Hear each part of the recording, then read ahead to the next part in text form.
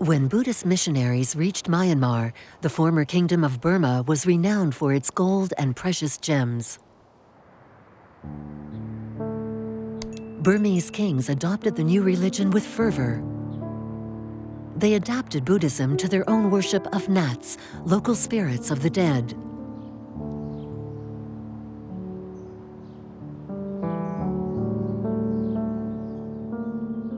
Given its function as a reliquary, the stupa flourished amazingly here. Yangon, today's capital of Myanmar, is home to a giant stupa, the world's largest, entirely covered in gold. The stupa is shaped like an upside-down bowl in memory of the wandering monks who introduced Buddhism to the kingdom. It sits amid a forest of 64 small pagodas that form a sacred enclosure. Dr. Charlotte Galloway of the National University of Australia specializes in Buddhist art. One of the reasons the Shwedagon is the most important stupa in Myanmar and so important in the Buddhist world is tied up in its histories, which are both legendary and also have some foundation in historical fact. But the legend here is that the Shwedagon Pagoda houses hair relics of the Buddha. According to legend, the Buddha himself gave 2 Burmese merchants traveling in India 8 strands of his own hair. The hair was carefully brought back to Rangoon by sea, then over land, where it was placed in a specially built stupa.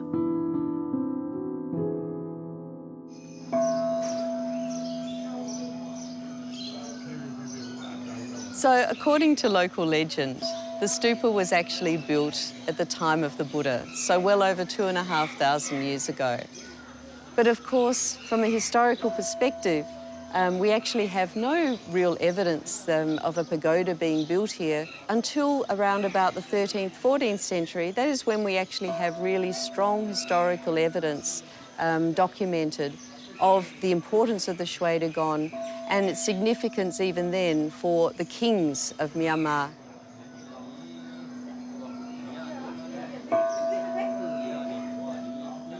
At the time, Burma's capital wasn't Rangoon, but Bagan in the north. In no time, the reputation of the stupa with its exceptional relics spread throughout the country. The kings of Bagan offered gifts of massive gold to fund the construction of the small pagodas around the Shwedagon.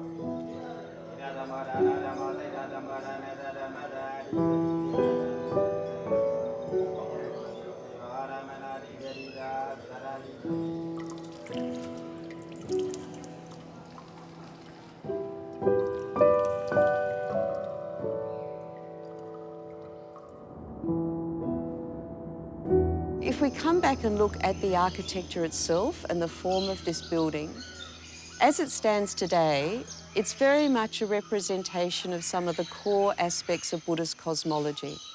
So we have a foundational base, the classic sort of 8-sided form, 4 main sides aligned with the cardinal directions. And as we move up the layers, we move also through a spiritual journey.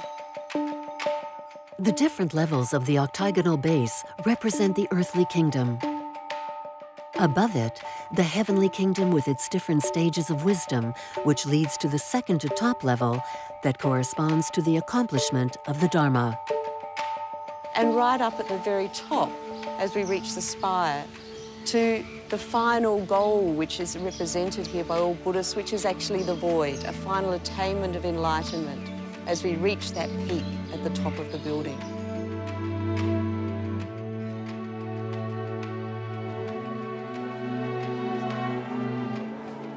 Everywhere you look, there is gold and precious glass. The fact that Buddhism advocates salvation through the renouncement of the material world makes such splendor even more surprising.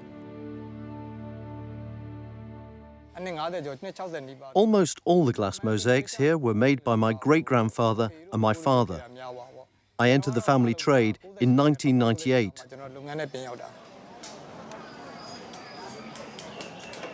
The heir to a long line of craftsmen, So Win Nang has been restoring a small pagoda for several months with his team.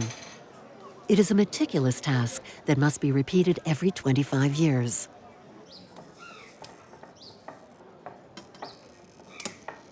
We Buddhists believe in nirvana.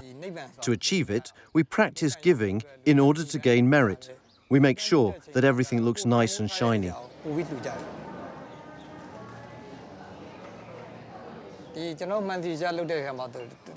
The colors we choose for the work depend upon the giver's tastes. For instance, blue is a royal color, so we use it a lot. Green is also used a lot these days because it's the army's favorite color, so we see a lot of green now.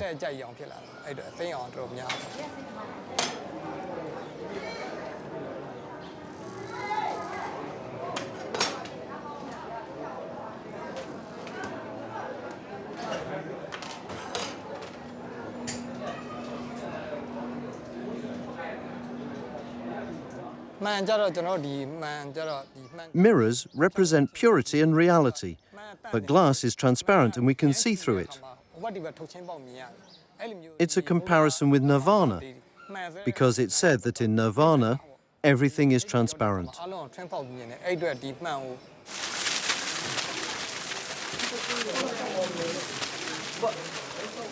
In Theravada, this branch of Buddhism, prevalent in Southeast Asia, the notion of karma is essential.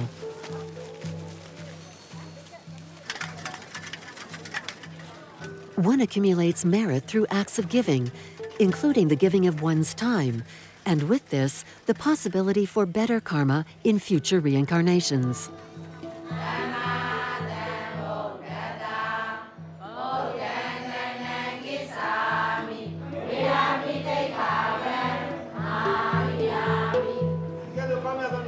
Mr. U Ai Luin, president of a volunteer association, has been coming to the Shwedagon since he was a boy. The members of our association, and all the other ones, are volunteers who come to do good deeds in the pagoda, but in turns. Not all the members come at once. If all 4,000 members came, there'd be no more room around the pagoda.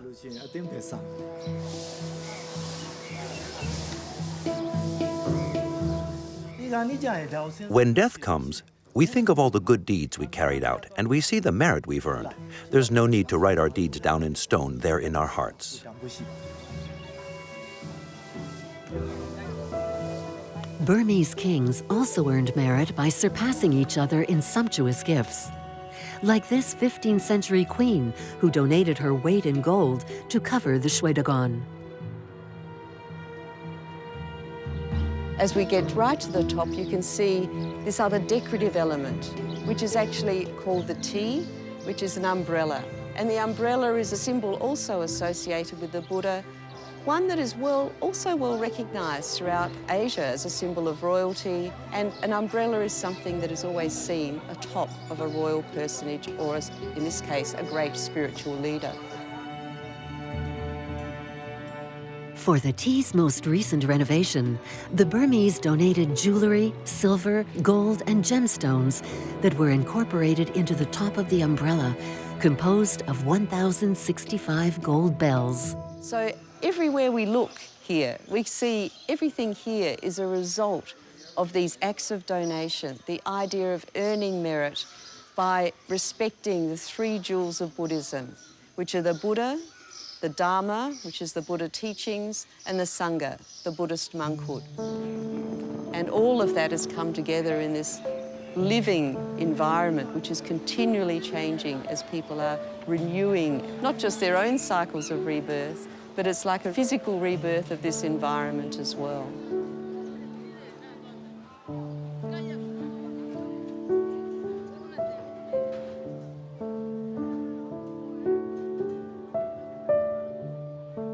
The donations that, in the Shwedagon, are concentrated in one single monument have taken on a completely different dimension in contact with forceful nature.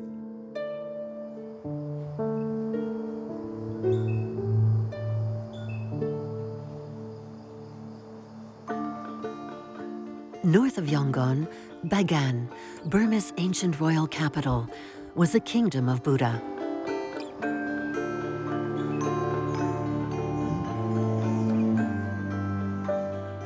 A fabulous and yet very real vision of the divine world.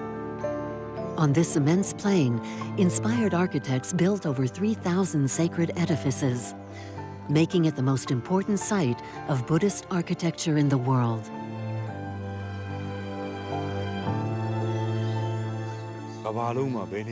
I was born in Bagan, and I'm very proud of it, because there really is no other place like it in the world. I've worked for the archaeology department for 23 years. My father was also an archaeologist and a writer.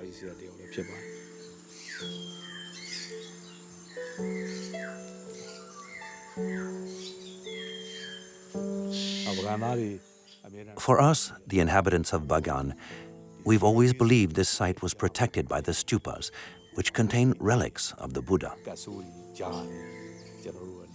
They have kept us safe from any danger.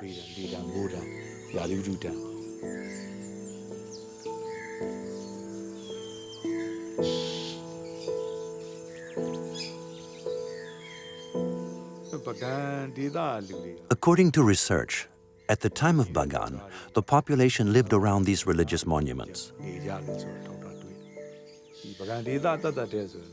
There were close to 200,000 inhabitants in the region of Bagan.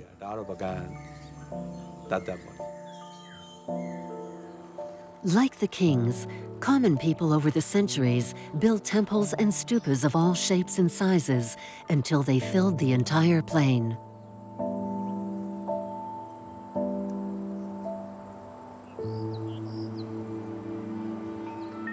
The largest monument in Bagan is also one of the most amazing. The Dhammayazika Pagoda was built in the 12th century and is a unique blend of temple and stupa.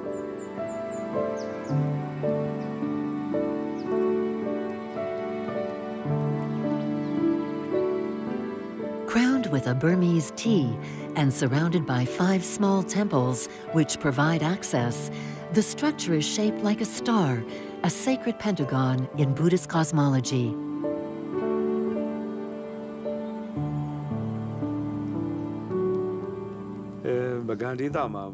On August 24, 2016, there was an earthquake of magnitude 6.8 in Bagan. Around 389 religious edifices were damaged. Earthquakes are a frequent occurrence on this 40 square kilometer plain. Ancient architects built their monuments with clay bricks, structures that may look fragile, but have weathered the test of time.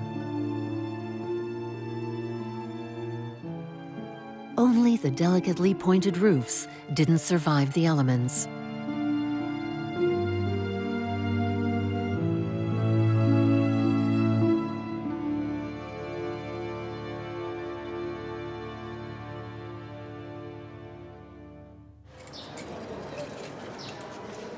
Multiple earthquakes have damaged one of the site's most beautiful architectural gems, the Ananda Temple. But once again, people have restored the monument's original splendor.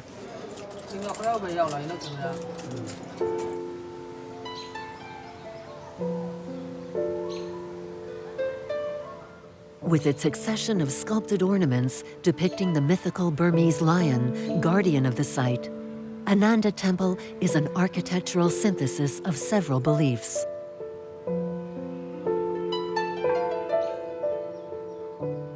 It was inspired by an Indian temple with its chiseled doors shaped like lotus petals, a symbol of purity.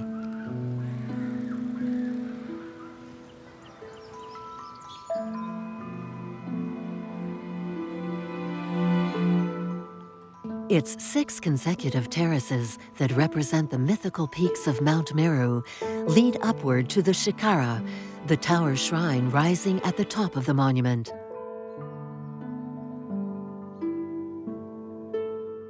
From each of the 4 cardinal points, a hall leads to the center, the holiest spot of the temple. Its design is perfectly symmetrical, a cross in the center of a square, like a mandala.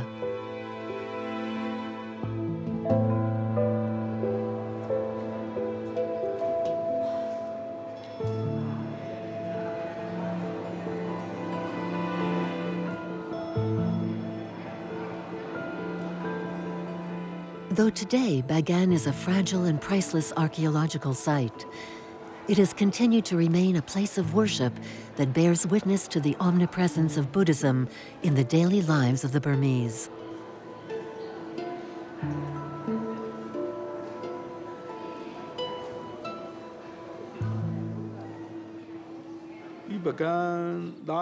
The people and kings of Bagan understood the essential element of Buddhism. They knew everything was ephemeral and that we must grow old and finally die. A great deal of effort went into building these monuments, but they knew, with all the earthquakes here, that everything would be destroyed sooner or later.